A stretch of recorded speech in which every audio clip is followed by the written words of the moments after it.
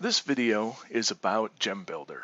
And so, if we go over to the Gems category, the very first button is Gem Builder. Once we click that, a gem is loaded out onto the screen. Now, the default gem is a round. It's the first one in the list, okay? And as you can see, we have, I'm under the diamond cut as far as the cut type. And we'll do princess, oval, pear, cushion. And if you pause your cursor on top of one of the icons, you can see that we have a tooltip that says what that cut is. Let's go back to the round. And beneath all the different shapes are three sliders: length, width, and depth. Okay, so the first lock locks the length and the width together. So if I were to slide one of these sliders, whether it's the length or the width, it locks those together, and so it keeps this gem in particular round. Okay. Now the next lock also locks the depth. Now the depth is determined by the percentage, and so the ideal cut percentage for a round is 62%. So whatever happens to the length and the width is locked to this setting. So at 62%, a 3.6 millimeter round would be 2.23 millimeters deep. Okay. So at any given time, you can unlock these and change these to something particular, which we'll do in a moment. Beneath that is the units. Okay, so you can see that as I slide this, I'm snapping to tenths of a millimeter because the units is set to tenths. Now we have hundredths, tenths, quarter, half, and whole or one. Okay, so you can change those. I usually just run with tenths because oftentimes that's what the measurements are for the stones, but at any given time you could move it to any one of these. It's also important to know that you can still type in hundredths without changing this all the time.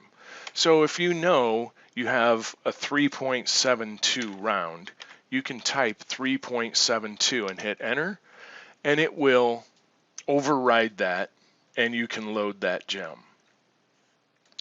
Okay, beneath this is the carat size. So a 3.72 by 2.31 is 0.192 carats.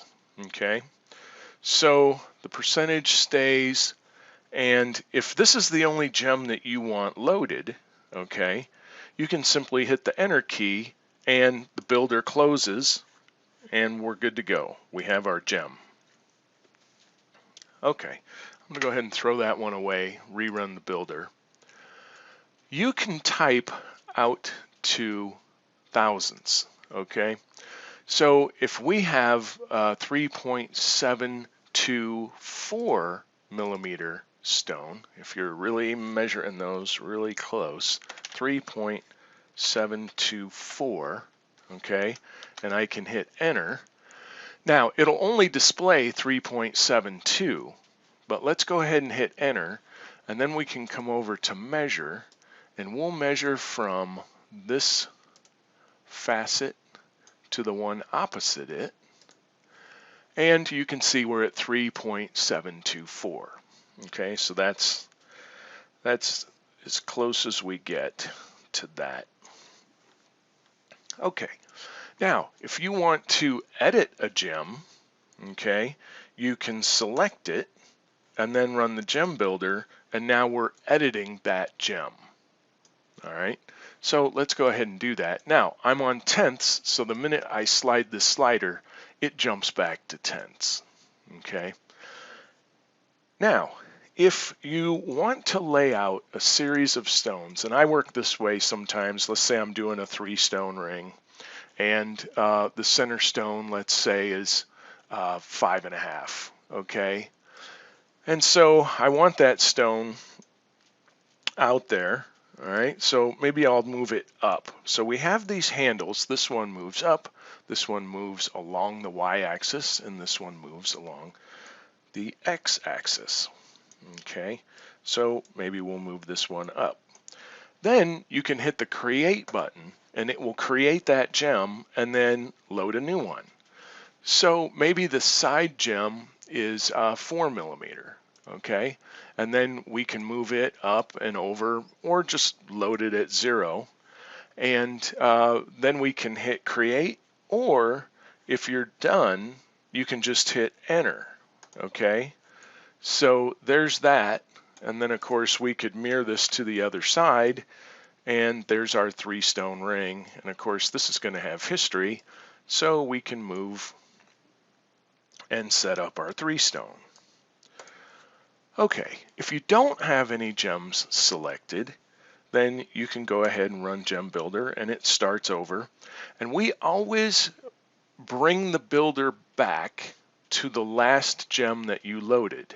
So notice that we came back not to the default 5 millimeter one, but to the 4 millimeter. That way, if you were doing a series of gems and you were going to do something close or you wanted another one of the last one, we have to start somewhere, so we figure we'll just come back to where you left off. Okay, let's go ahead and let's switch this to an oval, let's say. So here's an 8x6, and so that's the default size. And then let's slide this down to 5 millimeter. And let's say we have a 5x3.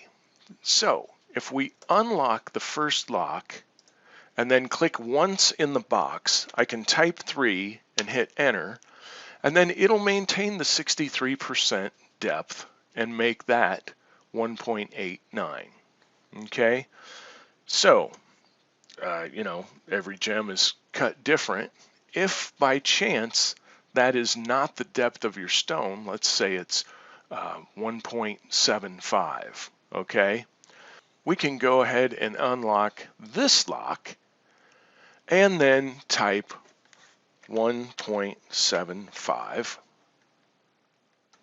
and hit enter, and now that is exactly a 5x3 by 1.75, and so I hit enter and the builder closes, and that's the gem that I have.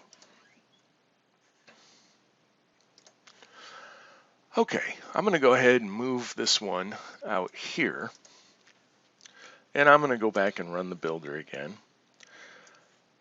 Okay, so once you go ahead and slide these and get them, you know, kind of messed up, if you will, you can go ahead and turn the locks back on, but you won't get back to a 6x4 or an 8x6. Let's go up to 8. And now we're not back to that because our ratio is off. And even though I locked it, it's not going to go fix all this. Okay, so we were 92% now, etc. If you want to go ahead and get back to everything being the same proportion, what you would do is you'd go up to the preset, the book, and you'd go up to reset. Okay, so I'm going to hit reset. That resets the whole builder. It goes back to the round, the 5x5 default. Then you just jump back to whatever cut you were working with, and there's my 8x6. The locks are back on, and you can slide this and it behaves correctly. So that's a major reset in the builder, and that's quicker than sliding these back and trying to fix it. So that's all you need to do. So again, we can just move this one and hit create and get another, or switch. Okay, so even if you move this, let's hit OK and move this over and rotate it, and we'll rotate it this way and this way. If you have a gem selected and you go ahead and click on the builder, it will come back to whatever size that one was. Okay, in this case it was 5. All right, and then you are able to you can even change the different cuts and it'll match that angle. Okay, and then of course you can change the size, and when you hit enter, it'll replace that gem with another. Okay, the last thing you can do is start the builder again. And let's say the client says, I want a 1 carat round. Okay, so I'm going to leave this on round, and I can come down here and click once and type 1 and hit enter. And then we'll scale this to 6.45, 6.45, and 4 at 62%. And there's a 1 carat. So I know this is a little deceiving sometimes, it's a 6.5 or whatever, but that is by the numbers a 1 carat stone. So we can hit enter, and that's just a fast way to say, okay, I just want a 1 carat round center, or whatever point size that you're looking for. Okay, so I'll go ahead, and I've got a couple of these out here now. I'm going to nuke this one. I'll go ahead and click on some of these that I actually didn't click on. So we can say, okay, if we go to hundredths and slide this, you can see that we're going by hundredths now when I slide. Let's go back to tenths and slide it so we're here. And then I can come down to quarter. And so if you're, loading maybe a bunch of 0.5 millimeter or 1.25, so there's 1.25, there's 2, 2 1/4, 2 1/2, you get the idea. I could name a few more, but I think you see the pattern. So there's that. And then of course half does the same thing by halves. And of course 1 will move the dimensions in 1 millimeter increments. Okay, that pretty much is how this works.